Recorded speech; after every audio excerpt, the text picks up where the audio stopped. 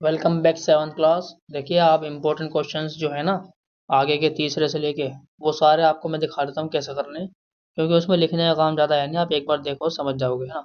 बाकी आपको मैंने करवा ही दिए थे पीड़ा रेखा वगैरह वाले, दिखा दिए थे करके है ना। अब जैसे तीसरा क्वेश्चन है, इसमें देखो क्या बोला गया है।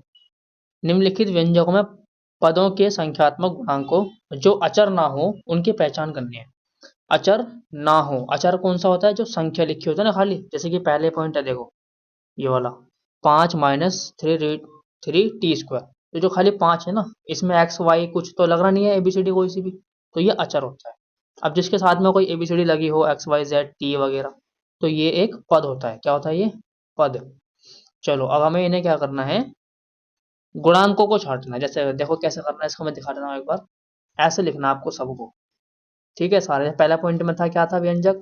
व्यंजक होता है ये जो लिखे होते हैं ना सारे, ये बहुपद होते हैं। 5 - 3 टी स्क्वायर, इसमें पद क्या है? -का 3 टी स्क्वायर, यानी संख्या को छोड़कर दूसरा होता है ना वो पद होता है। माइनस का हो तो माइनस भी साथ में लगाना है। अब इसमें संख्यात्मक गुणांक कौन सा है? -3। संख्या मतलब संख्या कौन सी लिखी है साथ में? -3 लिखा हुआ है, तो -3 ऐसे लिख देंगे। ऐसे दूसरे वाले में देखो, ये इसमें 1 + t + t² + t³ इसमें 1 को छोड़ के बाकी ये टी है ना, जितने भी टी हैं तीनों उनको लिख लेना लाइन से।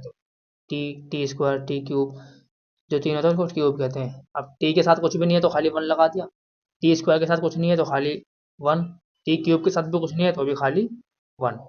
ऐसे ही इस वाले में x + 2xy + 3y, ये है ना। अब इनको भी लिख देंगे अलग, x 2xy 3y, ये सब पद है।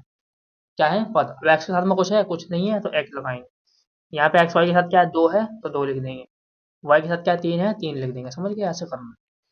ऐसे ही है, मान लो वे पद पहचानिए जिनमें x है और फिर x का गुणांक लिखना है। जिसमें x है, यहाँ पे देखो y² x + y, तो x किसके साथ में है? पहले वाले के साथ, y² x, इसमें है ना x। हाँ, तो वही लिखना है। देखो ये पद है। इसमें पद, ऐसा पद जिसमें x है वो कौन सा है? y²x। अब इसमें x का गुणांक क्या है? y² है। क्या x का गुणांक? y² है ना, ये रहा देखो। तो ऐसे आपको सारी लिस्ट ऐसे बना लेनी, देख लो आप, इस तरीके से आपको सारी ये लिस्ट बनानी है। अब देखो अगला क्वेश्चन इसमें क्या है, जैसे कि जो क्वेश्चन नंबर 4 है, ये समझ गए ना। ऐसे 5 क्वेश्चन, निम्नलिखित में से एक पदी, द्विपदी, त्रिपदी को इसमें वर्गीकृत करने हैं, मतलब अलग अलग छांटने हैं, कौन सा एक पद है कौन सा द्विपदी है।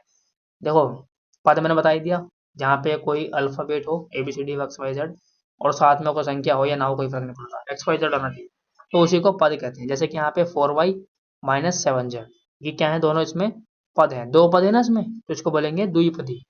क्या बोलेंगे इसको? एक सेकंड, ये रहा देखो, है ना द्विपदी लिखा हुआ ना पहले पॉइंट में, ये रहा। अब यहाँ पे क्या है? खाली y² है तो इसको बोलेंगे एक पदी। x + y - xy, यहाँ पे 3 पद हो गए, बोलेंगे त्रिपदी। तो ऐसे आपको लिस्ट बनानी है, समझ गए? नाम बोलना है। अब इसमें बताना है कौन सा वाला समान है कौन सा असमान है। मतलब जैसे कि देखो यहाँ 1 है या 100 है, तो ये दोनों संख्याएं तो हैं, बस ABCD तो नहीं है ना, इसीलिए देखो समान पद है ना। ऐसे यहाँ पे देखो -7x 5.2x, दोनों x ही है ना, x वाली संख्या है दोनों, y तो नहीं है इनमें, तो इसका मतलब समान है। यहाँ पे देखो 29x 29y, x और y अलग अलग हो गए ना, तो ये असमान बोलेंगे। अब देखो 7वां क्वेश्चन क्या है, इसमें आपको क्या करना है? समान पदों को छांटना है जो सेम है, तो इसमें आपको सब में देखना है सेम कौन कौन से हैं।